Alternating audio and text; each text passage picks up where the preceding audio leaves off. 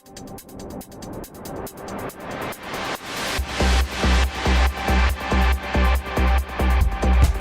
into your seats and get ready. It's time for the Mortarpod.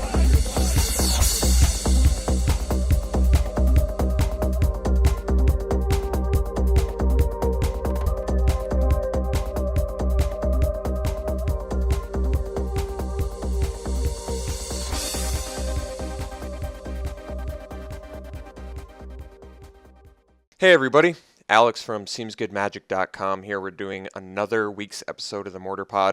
The Mortarpod is a weekly video podcast where I present to you a custom magic set based on movies, TV shows, books, all sorts of suggestions from you guys, and just personal stories that I like in cinema and Hollywood. So this week we're going to be doing Bill and Ted's Excellent Adventure. And this is an awesome 80s film. It just reeks of 80s, too. There's so many little 80s, just parts of it that are reminiscent of that time. And I loved the movie. I haven't seen it in years, so I did have to go back and wiki and read some of the plot points to make sure that I was doing the set correctly. Just as a little bit of a preamble before I get into the set, I want to say how I went about designing it. So if you don't know the story, it's two high schoolers that are sort of, how else can I say it? Dummies. They're pretty dumb.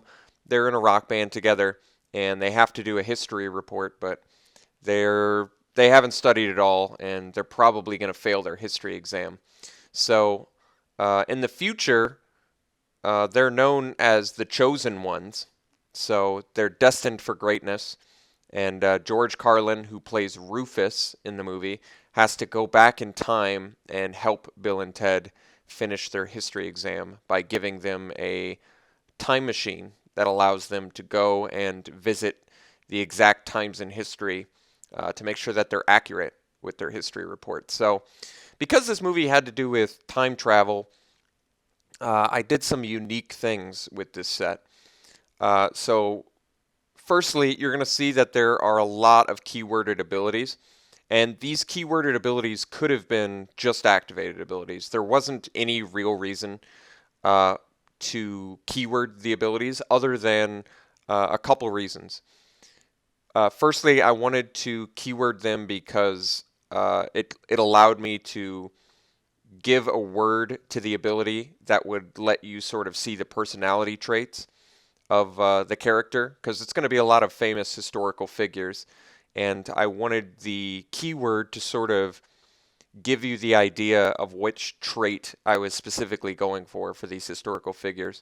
Secondly, because all of these historical figures are pulled from different time periods, I wanted to go sort of a future sight route of having a lot of different mechanics as singleton in the set. So if you remember in Future Sight, they had some weird one-of mechanics like a sliver that gave Absorb 1, which is still not a mechanic we've seen. An aura that had an ability called Aura Swap, and it was only on one card. And there were just tons of mechanics in Future Sight, and I thought that was a really enjoyable set. So because Future Sight had to do with cards that were going to be coming out in the future, I wanted this set where you had a bunch of different characters coming from different time periods to each have their own unique keyword. So there's my explanation. I hope that makes sense to you. I'd be happy to answer any questions if you're confused about any of it, but let's get into it. So you start off with Bill S. Preston, Esquire, and Ted Theodore Logan, and it's a very young Keanu Reeves playing Ted Logan, which is pretty cool. I thought I had a hard time actually coming up with a design for the main protagonists in the story. But eventually I settled on Lords for Legends was the idea I had in mind when I designed these two. So they're both one white, two ones, and they're both legendary humans, and they're not mythics, they're just rares, but they're both Lords for Legends. So Bill S. Preston Esquire is 1 white for a 2/1 that gives other legendary creatures you control +0/+1. And then Ted Theodore Logan is 1 white for a 2/1 that gives other legendary creatures you control +1/+0. So 1-mana lords is pretty unheard of, but because they're legends themselves, so you can't have multiples of them out, and the fact that they're very specific lords since they only affect legendary creatures, I felt like this is actually something that would be reasonable. I don't think they're overpowered at all. But they do. It was really the flavorful thing I could think about them is when they brought back the historical figures, they built a relationship with them, which is why I thought they would be able to pump them in a way, either defensively or offensively. So these two were probably the hardest two to design in the set for me because I just couldn't come up with something that I was extremely happy with, and I knew they were important characters, but essentially I just made them lords for all of the other legends in the set. So let's jump into the other legends. So they encounter Rufus, and Rufus Future Traveler is the name of the card, played by George Carlin. May he rest in peace. And Rufus Future Traveler is 1 colorless, a white and a blue for a 1/4 legendary human creature. He's rare. And like I said, he's from the future. I believe it's from the year either 26 or 2800. And Rufus has an activated ability. This one's actually not keyworded. And it's a white and a blue and tap, and then you exile Rufus Future Traveler. And then you can choose any number of cards you own from outside the game, reveal those cards, and shuffle them into your library. Now, admittedly, one part that even eludes me that I'm not sure of is how this would work in a casual game. Now, in a casual game,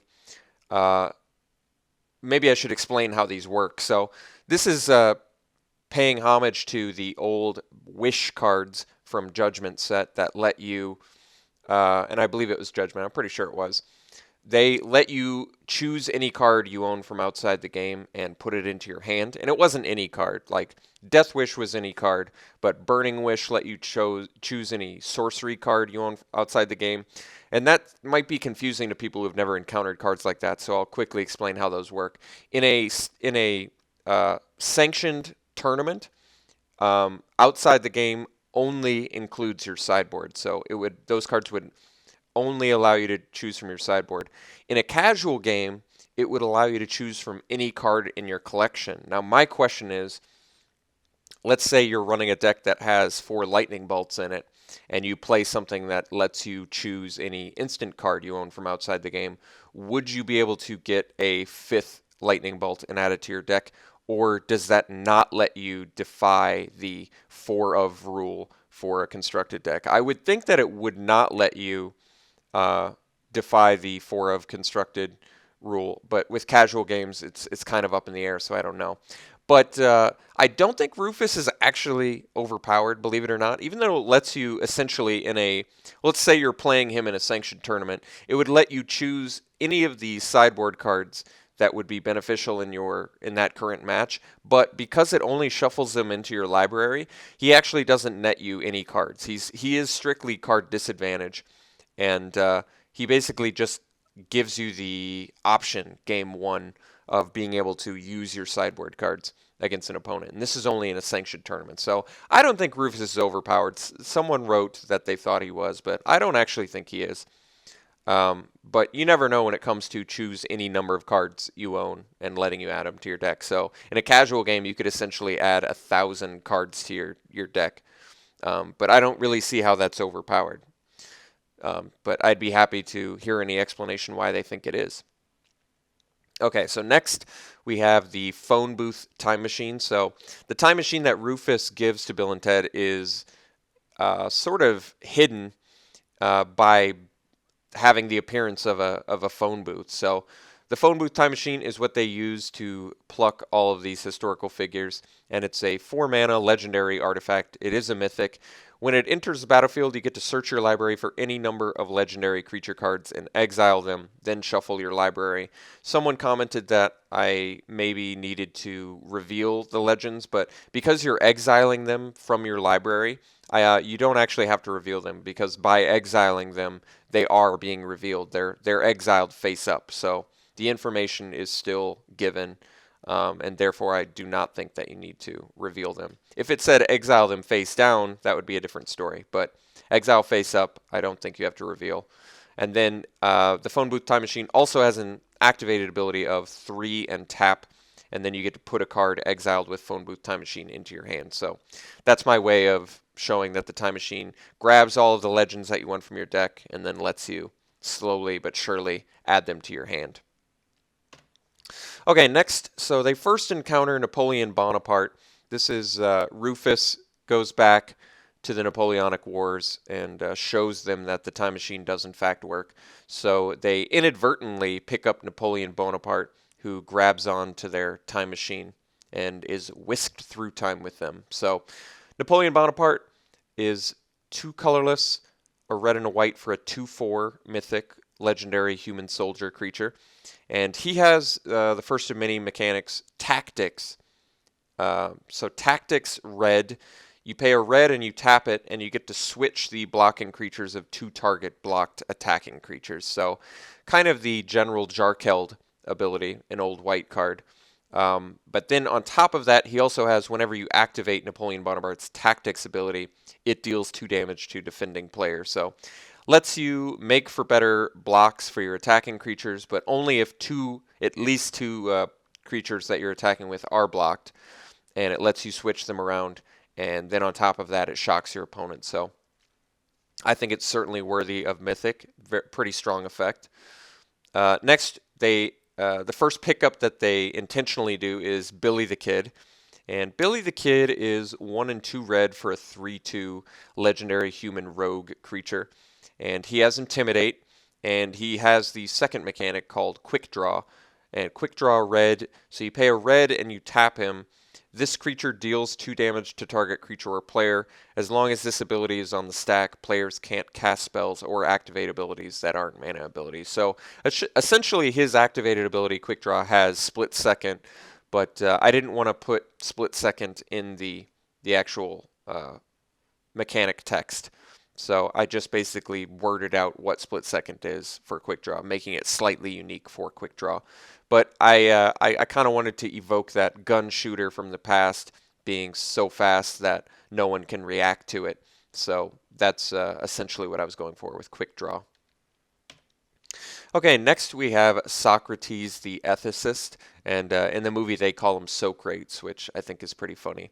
So Socrates the Ethicist is a 1, a white, and a blue, so 3 mana 1/2 legendary human mythic creature.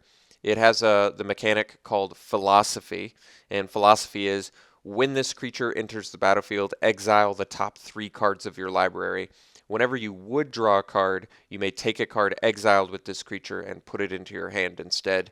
And then he has activated ability of tap, exile the top card of your library. So it's another keyworded ability. When he enters, you get to exile the top 3 of your library, and then anytime you're drawing a card, if there's a card underneath Socrates that you would rather have, you can take that, and then he can exile the top card of your library. So potentially giving you more options to draw whenever you would draw. So this one I was pretty happy with. I think he doesn't actually generate any card advantage, but he makes your draws slightly better. It's almost like a scrying effect in a sense, just a different way to do it.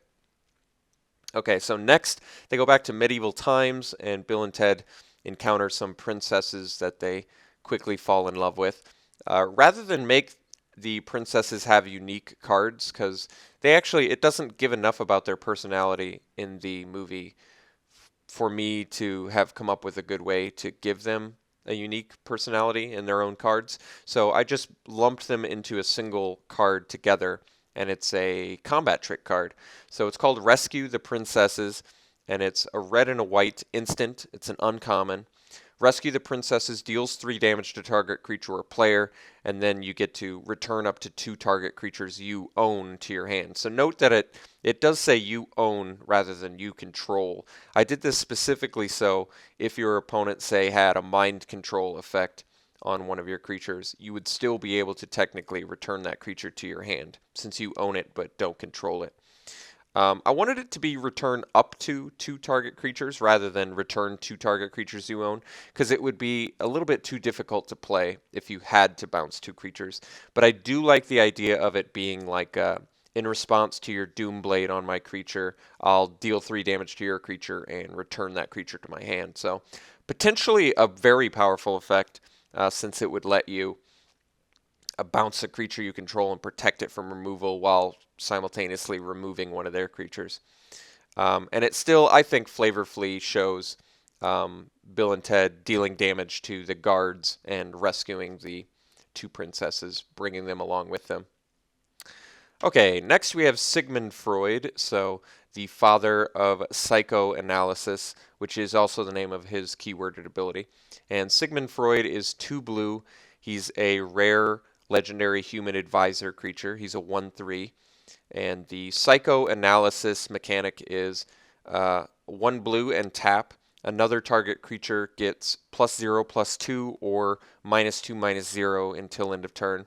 And then Sigmund Freud also has, whenever you activate Sigmund Freud's psychoanalysis ability, you may draw a card. If you do, discard a card. So quite a bit of versatility on Sigmund Freud, especially for the price. So he's a very good combat trick. He can make a creature weaker and then block it, or he can make a creature stronger and protect it from removal, and then he lets you loot at the same time while you use that ability. So I like how he came out. I had a little bit of difficulty knowing exactly pinpointing what I wanted to do for psychoanalysis, but the way that I saw it is if he brings up the skeletons in your closet, it makes you maybe less inclined to attack, lowering your power. Or if he reminds you of things that make you happy in your life, it boosts your toughness, making you mentally and physically stronger. So that's sort of what I was going for with it. Next we have Ludwig van Beethoven.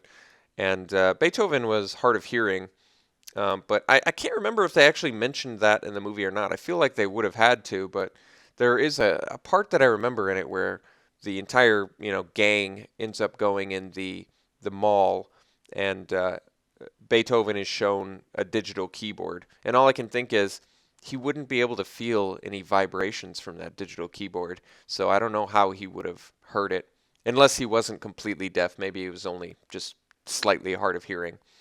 But Ludwig van Beethoven is 1 colorless, a green and a blue for a 2/2 mythic human creature. It has the keyworded ability Compose, and Compose is pay a blue and tap, and you put a symphony counter on this creature. And then Ludwig van Beethoven's abilities are green, remove any number of symphony counters from Ludwig van Beethoven, and you get to add 1 mana of any color to your mana pool for each symphony counter removed this way.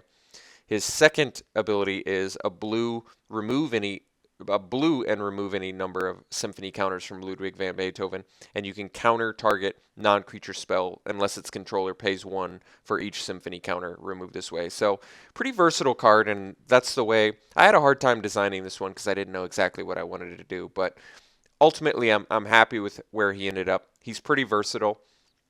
He allows you to ramp, albeit in a slightly slow way. But he's kind of like the charged lands from Time Spiral. So every turn, if you pay a blue, you can pump him up and make him color fix and ramp for you over time. Or counter spells, non-creature spells for each symphony counter you remove. So I like the fact that he can ramp or counter, pretty versatile, and both of them are within the lines for green and blue. So I think he would be a fun mythic to play. Okay, next we have Genghis Khan. And yes, I did say Genghis Khan. My whole life I always pronounced it Genghis Khan, but I listened to Dan Carlin's Hardcore History. I don't know if you've ever heard of it, but it's a podcast that he puts out every 4 to 6 months or so.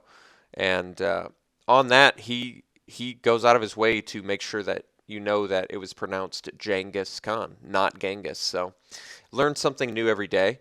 And Genghis Khan is 2 colorless, a black and a red for a 3/3 mythic human warrior creature. He has haste He has a mechanic called Ferocity, and Ferocity is whenever this creature becomes blocked, it gains Death Touch and Trample until end of turn. And then Genghis Khan also has whenever Genghis Khan deals 3 or more combat damage to an opponent, that player discards a card. So quite a few abilities wrapped up into this one, but I really like how this one turned out. So if your opponent wants to make a trade with it, Genghis gets to go over top, kill that creature, and deal 2 trample damage to the opponent. If they don't want to block him, he makes the opponent discard a card. So he kind of it puts your opponent in a difficult spot. Unless they have a first striker, they're going to have a hard time dealing with Genghis Khan. Next we have Joan of Arc, who was a martyr from the past. I don't even know much about Joan of Arc's history, but I knew she was a knight creature, and she had to do with, I believe, the Crusades. And Joan of Arc is 2 white for a legendary mythic human knight creature. It's a 2/2. She has First Strike and Vigilance, and then she also has a mechanic called Martyr. And Martyr is when this creature dies, put a +1/+1 counter on each creature you control. So her death empowers the other creatures you control. Very happy with how Joan of Arc turned out. Very straightforward. I think she would be a highly played card in White Weenie decks for sure. First Strike Vigilance is a very nice ability mashup. And the fact that on top of that, when she dies, she powers your other creatures. Not to be overlooked. Very powerful ability. Finally, last but not least, we have Abraham Lincoln. So Abraham Lincoln, this was the first card of the set that I designed, and I was happy with how he turned out too. So Abraham Lincoln is 1 colorless and 2 white for a 2/3 mythic human advisor creature. He has a mechanic called Honesty, and Honesty is 1 white and tap. You reveal your hand, then gain 1 life for each card in your hand. And then Abraham Lincoln also has, as long as Abraham Lincoln is tapped, creatures you control have vigilance. So flavorfully, I'm really happy with how this card turned out. Lincoln was notoriously brutally honest, and what I like is when you use his ability on your turn, it's like he talks to the troops and he's speaking honesty, and because he's speaking honesty, he gives your creatures vigilance when they have to enter combat. So very happy with how Lincoln turned out. I also think his mechanic is pretty powerful. Being able to gain life for how many cards you have in your hand is not to be overlooked. But I like that the downside of revealing your hand is actually a downside.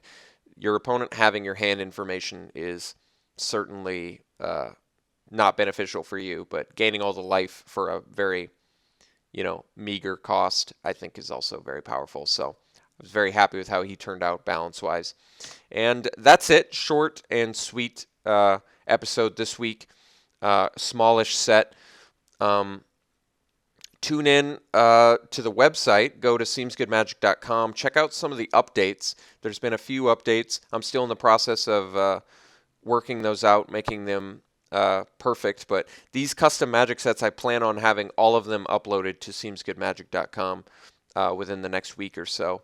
So be sure to check that out under the Custom Magic Sets tab at SeemsGoodMagic.com. Also check out the Travelers of Storia link. I've finally connected the 2 websites. So if you haven't seen my board games website, travelersofstoria.com, you can also find that link at SeemsGoodMagic.com. So thanks for tuning in. I hope you're enjoying the Khans of Tarkir drafts, and we shall see you next week.